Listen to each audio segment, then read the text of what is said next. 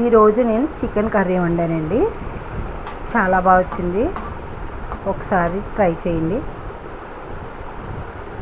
Oil వేసుకుని మూకుడు పెట్టుకుని ఆయిల్ వేసుకుని అది బాగా కాగాక నేను అల్లం, వెల్లుల్లిపాయ, జీలకర్ర, టమాటాలు, గసగసాలు అన్నీ పేస్ట్ ఆడుకుని ఆయిల్లో వేసానండి.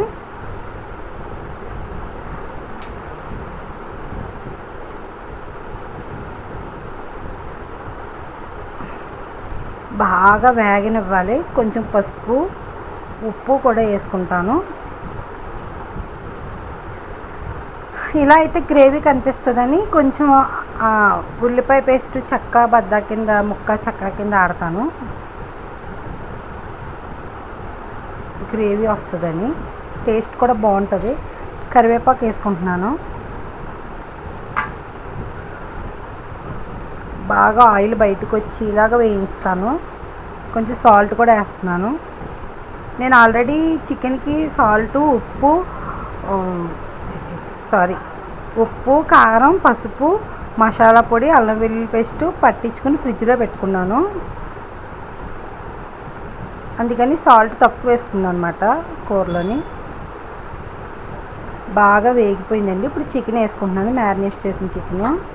ఇలా చేసుకుంటే చికెన్ సాఫ్ట్గా ఉడుకుతుంది, బాగుంటుంది టేస్ట్. బాగా కలుపుకోవాలి.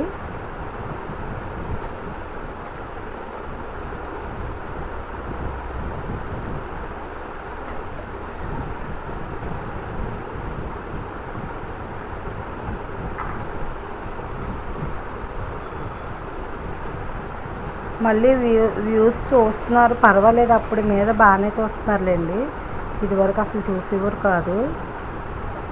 ఇప్పుడు బాగా కలుపుకోవాలి, బాగా వేయించుకోవాలి. ఉప్పు కారం అది ఇప్పుడు వేయకుండా అలా దగ్గర పడేదాకా వేయించుకోవాలి. అందులో నేను ఆల్రెడీ కారం అది వేసేసాను ముక్కల్లోని. కొంచెమే వేస్తాను, కారం ఎక్కువేను. అందులో వాటర్ అంతా బయటకు వచ్చేస్తుంది అలా ఉడికిపోయాకని. చాలా టేస్టీగా ఉందండి. అదిగోండి ఆయిల్ బయటకు వస్తుంది కదా. ఇప్పుడు కారం వేసుకుంటున్నాను. మా ఇంట్లో కారం బాగా తింటున్నారండి ఈ మధ్యన నాన్ వెజ్ కర్రీలో, అందుకని ఎక్కువ వేసాను. అలా ఆయిల్ వదిలేస్తే చికెన్ బాగా ఉడికినట్టు. ఇప్పుడు ఒకసారి కలిపేసుకుని ఒక 10 నిమిషాలు మళ్ళీ మూత పెట్టుకుంటాను.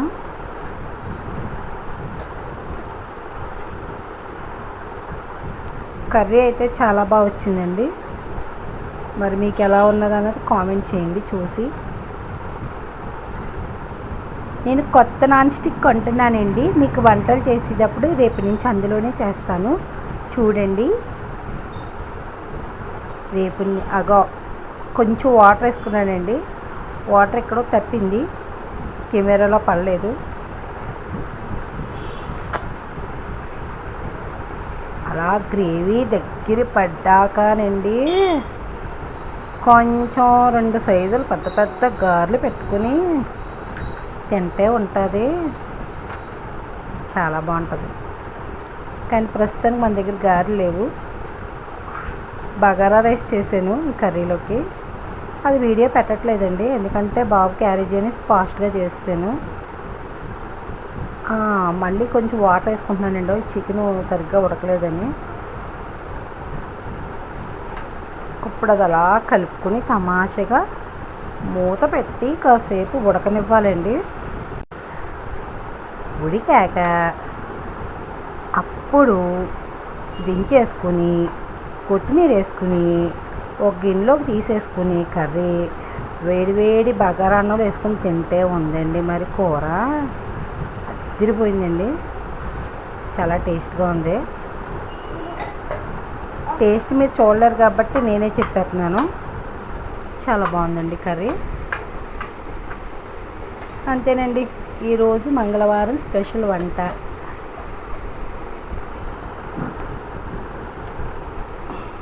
అలా ఆయిల్ బయటకు వదిలేస్తేనండి కర్రీ చాలా టేస్ట్గా ఉంటుందని నా ఒపీనియన్. మీ ఒపీనియన్ అయితే నాకు తెలీదు. మేమైతే అలా కర్రీలో నూనె అలా కనిపించాలన్నమాట. మా గోదావరి సైడు నూనెలోనే కూర ఉడుకుతుందండి. నూనెలో అలా కూర ఉడికితేనే మాకు టేస్టీగా ఉంటుంది. డాక్టర్లు ఎంత చెప్పినా మేము ఆలకించమండి, అలా నూనె వేసుకుని వండుకుంటాం. ఏం కాదండి, పక్కన మా చిన్నోడు ఆడుకుంటున్నాడు, ఆడి కూడా రికార్డింగ్ అయిపోతున్నాయి. వాడిని చూపించానంటే వాళ్ళ అమ్మనంత అంతది చూపించను. ఎలా ఉందో చెప్పండి, కామెంట్ చేయండి, సబ్స్క్రైబ్ చేసుకోండి ప్లీజ్ అండి. ఇప్పుడు మా టీవీ కూడా వచ్చేసింది, కరెంట్ వచ్చేసింది.